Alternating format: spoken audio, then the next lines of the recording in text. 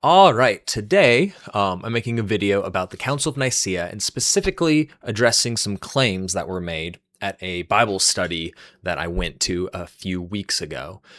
This was actually a Christadelphian Bible study, and they were talking and explaining their kind of stance on what the role of the Council of Nicaea was, the kind of the history surrounding it, and how that all plays into the debate about the Trinity. And I went in and I listened to the presentation. It was about an hour and a half long. And I had a number of issues, specifically with like the historical side of things. I had some issues with the way the Bible was interpreted too, but that's really difficult to get into because at the end of the day, someone can just say, oh, this or oh, that. And it's hard to prove someone that their interpretation of a text is wrong without tons and tons and tons of work. But history is a lot easier. So that's what we're going to talk about. After the meeting, the hour and a half Bible study, I did question the person who ran it, and he offered explanations for things that I thought he got wrong, and then he said he'd also go check his sources. And actually, they did another Bible study, and they got the transcript to me. I didn't actually go, but apparently they addressed some of my concerns in this transcript, which I've gone through and highlighted a bunch of stuff, and I'll go ahead and spoil the ending of the video. I don't really think that his going back to the sources and studying up really helped his case at all. In fact, I feel like it just cemented the case that he doesn't really know what he's talking about in terms of the Council of Nicaea.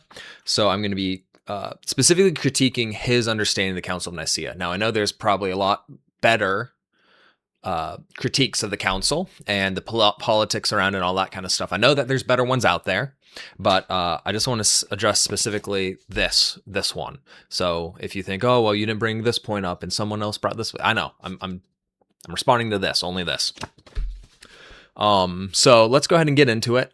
I want to be charitable, but at the end of the day, I think that the person who did this explanation, this Christadelphian teacher, I think he just is, he just believes anything that he reads that supports his side, and he doesn't critically think or actually read about the history of things. I just think he doesn't know what he's talking about.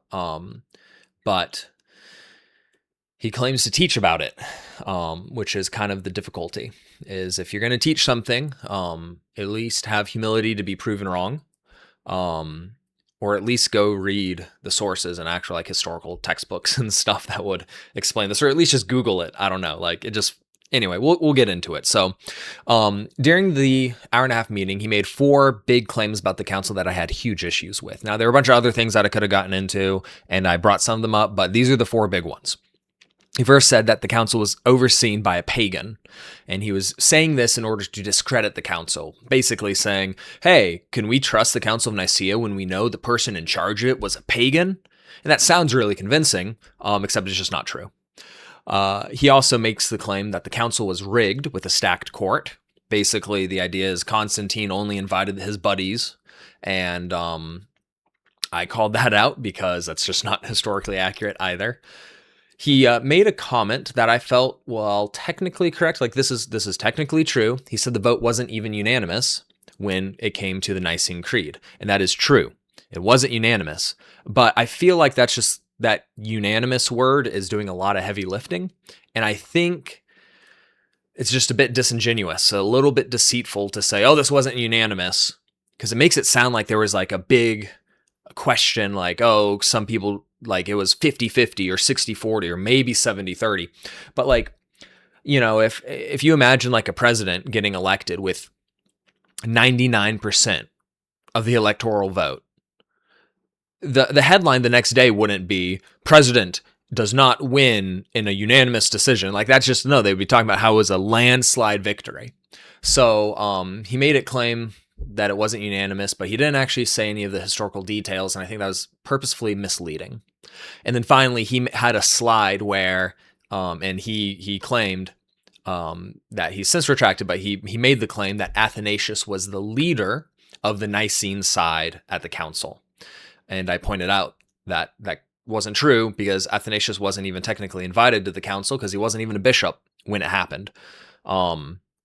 Anyway, so those were the first claims, and then I brought up my issues with them, and then they responded So we'll go into kind of what some of the responses are. So let's go to the next page. Yeah, there we go. So we're going to start with the last claim on the previous slide, where it says that Athanasius wasn't. I claim that Athanasius wasn't the leader of the council. So there's this claim that this young 25, maybe 30-year-old Athanasius was the leading bishop or player at the Council of Nicaea. And that just is frankly not true. Now, in his response, he was making the claim that my claim was that Athanasius wasn't even present at the council.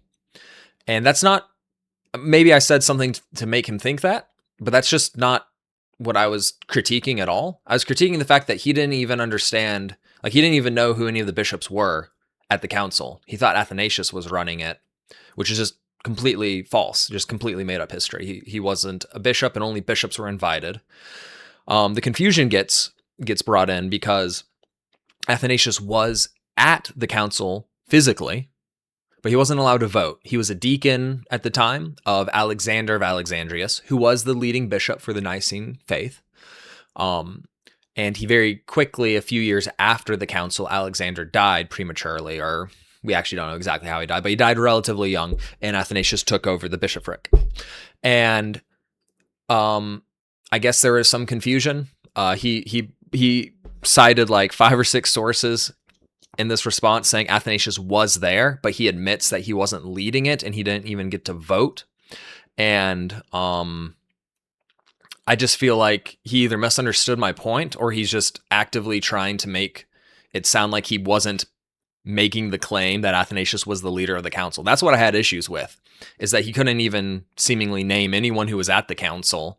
And the only person he named who was at the council wasn't technically a voting member of the council. We have zero reason to believe that Athanasius ever spoke during the council in any official capacity. It would have been very strange if he did, and we have pretty good reason to believe that he didn't, mainly because Athanasius or Arius or Eusebius or anyone who wrote about this, no one of the day claimed that Athanasius had anything to do with the council in terms of speaking. Now, there's some debate about how much he actually had to do with the theology behind it, because he was young, but he still had a really good theological mind. So that's a little bit debated. But anyway, like 3 of these pages were just dedicated just to say Athanasius was there. I'm like, yeah, he was there physically, but he wasn't there in any like meaningful sense of, he didn't have a lot of power or sway. So I just feel like it's a little disqualifying if you thought that Athanasius was the leader of the council and you can't even name any of the bishops who were there, or any of the key players. It just seems kind of, But anyway, he was there, sure. But let's go ahead and go to the next portion. This is going to be the biggest portion that we get into, and it's this claim that the council was rigged for the Nicene cause against Arius. Now, he originally made like a 2-part claim in his original presentation, where he basically said that the bishops and the Arians meaning the people who believed in Arius, not like later German Arians, names are stupid and confusing in history, but Arians, those who followed Arius's teachings, he made the claim that they weren't even invited to the council. Now, in his, I call that out because they most definitely were invited, and he does actually say, yes, he admits that they were invited to the council. So good on him for admitting he was wrong there. So he then, the second point he made is that the bishops who were invited were like threatened really severely. And he even like, I don't know, I can't remember, honestly. I have the understanding, and like I remember him saying that there was like a kind of a death penalty basically, or at least a looming threat of death if they didn't vote the way Constantine wanted them to vote. If there wasn't like an explicit slide that he said that there was a death penalty for not believing in it, there was certainly the like assumption that those who would disagree would be killed, which is obviously just not true. Like no one, as far as I'm aware, was ever killed for their beliefs of Nicene orthodoxy or Arius's position by the state. Now there's some brawls and some other things that happened and people died in situations like that, but no like sanctioned executions by the state were levied that would have killed anyone on this. But I could be proven wrong if someone wants to like prove me wrong on that. Anyway, that was the original claim. He admits that he was wrong about the bishops not being invited, and he just pivots though. He doesn't just admit defeat. He pivots and says, well, they were invited, but he says, I have the quote on it. It's over here on the right side of the slide. He says that they invited everyone. They just didn't let the ones stay who disagreed. So in his rebuttal, he basically makes the case that the bishops who were against Nicene orthodoxy were allowed to be at the council, and they were allowed to debate at the council. But then before the vote happened, they were asked to leave if they weren't going to vote the correct way, basically. And that's also just complete made up history. I don't know exactly where he gets it from. My guess would be he's misinterpreting, or he's just filling in gaps by himself without actually reading any like historical texts or commentaries on the Council of Nicaea, because he makes the claim. He's like, well, the Arians had to leave and there was like still a month left in the council. And I think he thinks that the council voted on the creed like the last day, and that was when it was done. But no, like all the Arius's bishops and friends were there when the vote happened. Only after the vote was pretty much unanimous, just 2 people voted against it. Only after that point were they asked to leave the council. And the whole rest of the council is basically talking about the anathemas, further explanation of the creed, and just like other kind of church ecclesiastical matters, basically. So it wasn't as if like he's trying to make it sound like the bishops who would have voted against it were either asked to leave or forced to leave, and then they voted, and that's how they got an almost unanimous vote. That's just made up history. It's just completely made up. No serious historian has ever even thought that happened. The second claim was still in his rebuttal. He basically said, well, even the bishops who were there, they were like forced to pick one side, Constantine's side, or face exile. He doesn't claim that they were forced to under threat of death. So I guess that's off the table, which is a good thing, I suppose. But still, this is also, in my opinion, historical make-believe for a couple of reasons. So if we go on to our next slide, we'll see why that doesn't make any sense. Oh, yeah, I kind of got ahead of myself in my explanation. But yeah, they mentioned that the council lasts another month. They just had other business to attend to, and they didn't need the Arians, who were technically no longer part of the church because of the anathemas. This idea that all these bishops would just be terrified of Constantine, and they'd be like, oh my gosh, Constantine's going to exile us if we don't do what he says. Like, that's not who these bishops were. I want to read a quote from Eusebius of Caesarea, who was at the council, and here is one of the things that he said when he's remarking about the types of bishops and the type of people who came to the Council of Nicaea. They were gathered together in this assembly, the very flower of God's ministers from all the churches. Some were distinguished by wisdom, others by strictness of their life and patient endurance of persecution. Some were venerable for their advanced age, others were conspicuous for youthful vigor.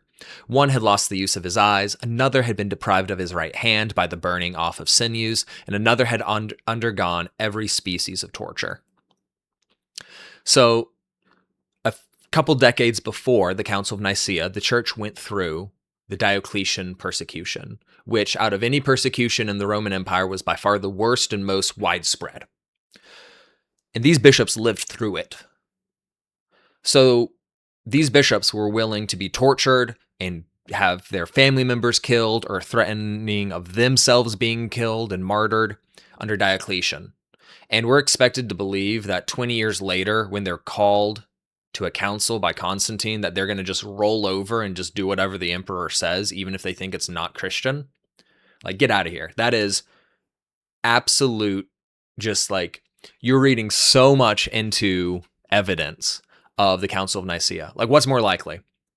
These people that have literally like lost hands and eyes are going to be like, yeah, I'll lose my hand and my eye, but I'm not going to get exiled. No way. Like, that doesn't make any sense at all. These bishops were Christians through and through. They were remarkable people who had endured persecution.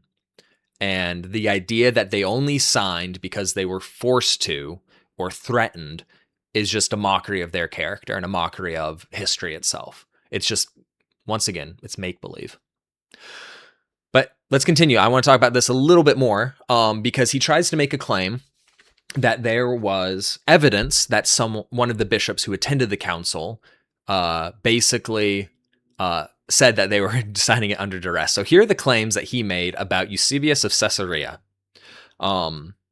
He basically makes a claim in his document that Eusebius did not agree that Jesus shared God's essence, which is like the main thing about the Council of Nicaea. It's a question of who or what kind of relationship does Jesus and God the Father share? Do they have the same essence or a different essence or a similar essence? So he made the claim that Eusebius did not agree with the council's decision that it was the same essence. He also says that Eusebius said that Jesus was a creature, which is what Arius basically believed, and what Christadelphians believe as well. A creature just meaning like something that God created, not like an animal. I know language. And the third, he says that Eusebius rejected the anathemas of the council. And he didn't go super into this. It's just like 2 paragraphs in here, but he basically kind of uses it as his trump card of like, see, like they wouldn't have signed if they weren't threatened, because this guy wrote to his congregation and basically said as much. Except I don't know if he actually read it or if he just read like out of context sentences and quotes from this letter. It's not super long. It's like a couple of pages. It's Eusebius's letter that he wrote to his congregation because he's done with the council. He's coming home. He writes a letter basically explaining himself and what the Council of Nicaea had decided. Very basic stuff. And the 3 conclusions this guy drew from this letter are literally the opposite of the truth. So I don't know if he's like purposely being manipulative or just making stuff up to fit his agenda. Like I don't know what's in this guy's heart. But at the very like most charitable way to interpret this is he's reading it through a lens that is so clouded by what he wants to be true that he's going to interpret every single thing to fit his narrative, regardless of it does or not. Because all 3 of these claims are just completely the opposite of what Eusebius says. So I have just 3 quotes. You can read the letter for yourself. You can just Google letter on the Council of Nicaea, New Advent, and it'll take you to like the letter in English. So you can just read it yourself and see if I'm making it up, because this guy clearly is. But here are just 3 quotes taken out of it to combat his 3 claims. So this idea that Eusebius said God and Jesus didn't share an essence, he says this: he, meaning Jesus, in every way assimilated, and that he is not of any other substance and essence but from the Father. And I think he might just like be taking the phrase like from the Father as in like, oh, it's coming from the Father, it's not his. But that's not what Eusebius means at all. Like that's reading it in a very modern lens and not actually understanding the way that they spoke back then. That quote is very clear that Eusebius is in agreement that Jesus and God share the same essence. It's from the Father. Anyway. So he also said that Eusebius said that Jesus was a simple creature, like created by God. And here's the quote to go against that. In the same way, we also admitted begotten, not made, since the council alleged that made was a title common to the other creatures, which came to be through the Son, to whom the Son had no likeness. So he's basically saying, we said that he was begotten, not made, not because he is a creature, but because he doesn't share the title creature, and he doesn't share the same attributes as creatures do. He says the Son had no likeness to creatures. He's literally saying that Jesus was not created by the Father. So, strike 2. Strike 3. He didn't reject the anathemas. This one's a little bit more confusing, I suppose. I can maybe give him some credit because it sounds a bit weird, but anyway. Here are a couple of his quotes just in reference to the anathemas. I don't want to pull out these giant quotes. You can go read it yourself. But in response to the anathemas, Eusebius in this letter says, to which also we assented as a good decision, meaning the anathemas. And then he also says, it did not seem preposterous, and that is confessed by all. So he basically is saying these anathemas, they're not preposterous because pretty much it's confessed by all not unanimous, but it's confessed by all from Eusebius's standpoint that the Council of Nicaea got it right. So he attempted to do some historical like digging, and in my opinion just backfired and just showed that he doesn't actually know what he's talking about. But if you read this, like here's the thing that's dangerous about this, or maybe I don't care, I'm gonna just say it. The thing that's dangerous about this is if you don't know anything about the Council of Nicaea, you can read a document like this and it sounds very convincing, because you're going to assume the best of the person who wrote it. You know, you're going to assume that the books that they're citing from and the homework that they've done is actually like good homework and like good books and citations and stuff. So if you don't know what you're talking about, you've never heard about the Council of Nicaea, you read a document like this and you're gonna be like, oh my gosh, he's totally right. And then you're just like, your lenses are completely covered up and you just can't read things correctly anymore because you assume the conclusion already. And it's just baloney. It's just, none of it makes any sense. Let's go to the final claim. I'm going to do this one quickly because it's simple. He claimed that his big thing was like, hey, could you trust a council that was presided over by a pagan? And obviously like the idea would be like, no, of course not. If you like, why would we trust something that the person in charge wasn't even a believer and they're making theological statements? Two things. One, Constantine he called the council, but he wasn't like the ruling presiding officer over the council. He wasn't the one dictating what the theology was. The bishops were. Constantine was there and he was like there to try to make peace. Yes, he was. Constantine's main idea was probably to get the Christians to stop fighting because it hurt his empire. But he wasn't the one deciding what scripture meant. And he wasn't the one debating the theology. He was more of a bystander in that process. But anyway, he makes the claim that Constantine was a pagan because he was baptized on his deathbed. This was actually pretty normal practice for the time, especially kind of pseudo-Christians in a way, because they believed incorrectly that baptism only cleansed prior sins, but not future sins. So people would go their whole life claiming to be Christian, but they'd be baptized on their deathbed or when they thought they would be dying. There's actually, I think, I should have pulled it up, but there's a letter somewhere or a story somewhere in ancient Christianity where someone thinks they're going to die, so they get baptized. And then they keep living for another couple of years and they're terrified because they're oh no, I got baptized, but I didn't die. And now I've sinned after that. Is God going to accept me or not?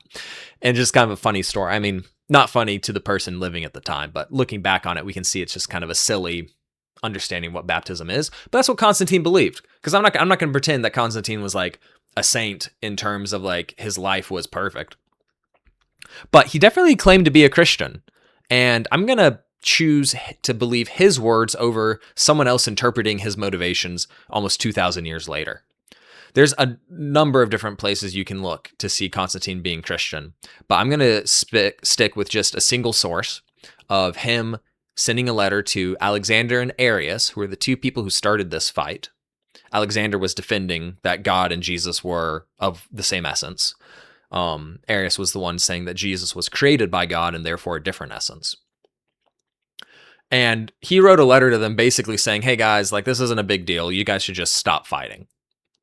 Okay, cool. Constantine, he wants peace in his land. I get it. Makes sense. But in this letter, there's 5 or 6 times where he claims to be a Christian, or he at least claims great glory to the God of the Christians. To open the letter, he says, I call God to witness. He's not talking about I call this God of one of the many of the pantheon. He says God, singular God.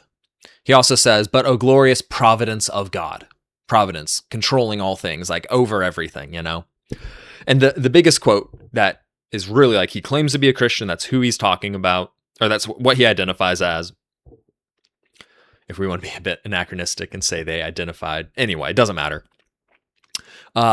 Towards the end of the letter, he says, our great God and common Savior of all has granted the same light to us all. Permit me, who am his servant, to bring my task to a successful issue under the direction of his providence.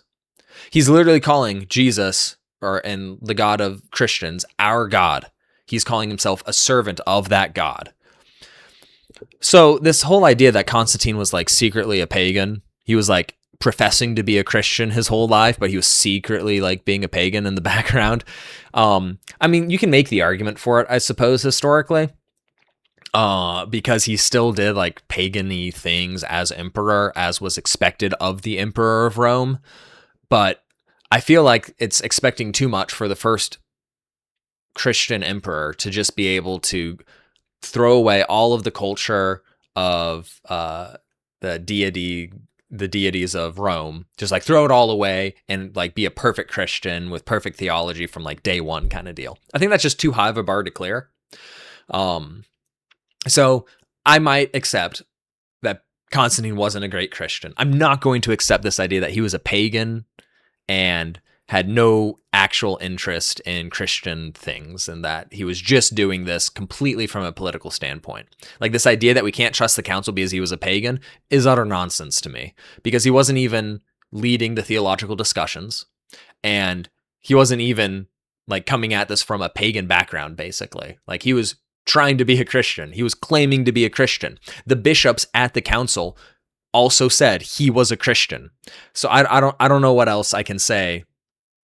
He wasn't a pagan. So let's conclude this. It's cutting off at the bottom. That's fine. I didn't know where my head was going to be in this video, so before I made the slides. This whole document that he made in response to my critiques of him was very like, oh no, actually I'm still right about everything. I didn't get a sense of like humble contemplation of, oh, am I correct or am I not? He cites a couple of books, basically. Both of them are just written by Unitarian scholars. He doesn't actually go to any source material. He doesn't have quotes from the bishops who lived at the time. So his sources are just like thought pieces, basically. They're not any different than if I would think, oh, what would Constantine have been thinking 2,000 years ago? Like they're just opinion pieces. They're not actual like historical texts. They're not good sources. Like I don't care if some author who's a Unitarian thinks that the Council of Nicaea went one way when the evidence points it the other way. Like those aren't actual sources. Those are just opinion pieces. And it's clear that just the understanding of the council and everything about it just was severely lacking, which I think is just a shame, because I think, we as Christians, we should be interested in Christian history, even if we think the Christians that we're studying are like really bad Christians or even not even Christians at all. It's important that we study it, so even if we disagree with it, it doesn't happen again. But I'm just worried because people can read stuff and it sounds so convincing if you're unfamiliar with the subject. And if it,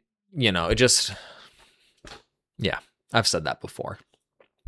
These aren't simply misunderstandings of history and like matters of opinions. It's not like there's some scholars that think this and some scholars think this. There's no scholars who come to the same conclusion that this guy comes to. There's like none. And if they are, they're not actually a scholar, because no one would actually claim them to be, because these are simple mistakes. I wrote this out because I was feeling feisty about it, but literally these historical claims that this guy makes are as true as someone thinking that Abraham Lincoln Vampire Slayer is a documentary. It's the same level of just getting stuff wrong. And that's really harsh to say. And I don't mean this as like this guy who did this presentation and stuff was like an evil Machiavellian, like twisting his mustache kind of deal, trying to be purposefully deceitful. Maybe he was. I don't know. I'm not going to claim that. But even if he wasn't trying to be purposefully deceitful, he got everything wrong. And maybe he got everything wrong because someone taught him incorrectly. Like, I don't know. I don't know if it started with him. I don't know if it started with his teacher or anything like that. But whatever the case is, people that come to these types of conclusions should be nowhere close to teaching. Or if they do, they at least need to have some kind of like heart that shows that when they're shown they're incorrect, that they actually like change their opinions and don't just double down. And this paper is just a giant double down. There was very little, oh, I was incorrect about this. Oh, I can see this now. It was all just misread after misread after misread, and what it felt like intentionally misunderstanding the points I was trying to make. One final thing about the whole Christadelphian cause and this whole Nicene Council thing is I don't know why they actually care so much about the Council of Nicaea. And maybe they don't. That's a completely valid idea. Maybe they just don't care about it. And maybe that's the reason they don't know anything about it is because it's not important to them. Because Arius is much closer to Orthodox Christianity than Christadelphians are. Like if Arius and like Justin Thomas, the guy who founded Christadelphian worship in the 1800s, if like they both like were dropped into churches today, like Orthodox churches today, Arius would probably be invited to come back and Justin Thomas wouldn't be, because Arius still believed a lot of things that that Christadelphians think are like heretical. Like Christadelphians think that Jesus was just a normal guy who God, or like maybe a special guy, but like only special because God put his power and manifestation onto him. They don't believe that Jesus was like a pre-existent being. They don't believe that Jesus was in any way sharing the essence of God the Father. They don't think he existed before he was born of Mary. And Arius at least believed all those things. Like Christadelphians would say, you can't worship Jesus. That would be like worshiping an idol because he's just a creature. Like that's literally what idol worship is, worshiping something created instead of the creator. So Christadelphians would say, if you worship Jesus, you're an idol worshiper. Or at least if they're consistent, they will. But Arius, in his defense of himself, he said, even though Jesus is like of similar and not the same substance, we should still worship him. Like Arius was trying to do both. He was trying to like be able to worship Jesus as like a godly, almost God figure. But he wasn't willing to say that Jesus and God shared the same essence. But he was walking this tightrope. So Arius would say, you should worship Jesus. So nothing in the council, like there's no one in the council that would have agreed with anything about the Christadelphians' understanding of who Christ was in the incarnation. So I don't know why they care. They really need to make the case that the people who the disciples taught fell into apostasy. Because we know from multiple sources, the people that like Peter and John and Paul, the people they taught believed that Jesus was worthy of worship and was God. Like we have quote, like we can make a whole nother video basically about what the first generation after the disciples believed of Jesus. And pretty exclusively, with very, very few exceptions, they believed that Jesus was worth worship and was God in some sense. Now, they didn't have the exact understanding of the Council of Nicaea because it just hadn't developed that much, and developed in a sense of explained. It hadn't been explained that much. But the ideas were there, and their belief that Jesus was God and worth worship was there from the very, very beginning. So it just seems like a really difficult historical position to make that, the apostles agree with you, but the people the apostles taught, they all fell away from what true faith actually was and immediately just didn't understand the Christian faith. And that just seems to be a really difficult position to hold. But that's the one that it seems Christadelphians have to stand to. And I'm sure they can make arguments about the early church and find examples of people not claiming Jesus as God in the same way the Council of Nicaea does. Sure. But that doesn't actually help them that much. Because they have some very strong claims they have to make about who Jesus was. And I just don't think historically they can, unless you're going to believe the idea that all of Christians, like throughout all of history, like every Christian document we have for 1800 years got it wrong, and Justin Thomas rediscovered what true Christianity was in the 1800s. Like, if you want to make that case, you can. But to me, it doesn't seem to hold any water. Once again, I need to say that even if I've been harsh or like enthusiastic in my response, my heart and my goal is I want Christadelphians to know Jesus as he truly is, not like the mockery that they've made him out to be. So I don't want Christadelphian, if a Christadelphian ever watches this video, I don't want you to think that I hate you guys.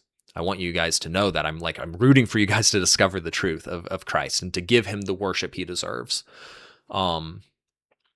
And I hope you find it, and I hope this video maybe gives you some things to think about in terms of the history, and maybe some of the things you've been taught that you thought were like good scholarship, but turns out it was just kind of make believe, just made up history, and maybe that opens the eyes of someone and helps you out. So I pray that that happens, because I want all of our Christadelphian brothers, like I want brothers and sisters, I want them to come into the true faith of Christianity.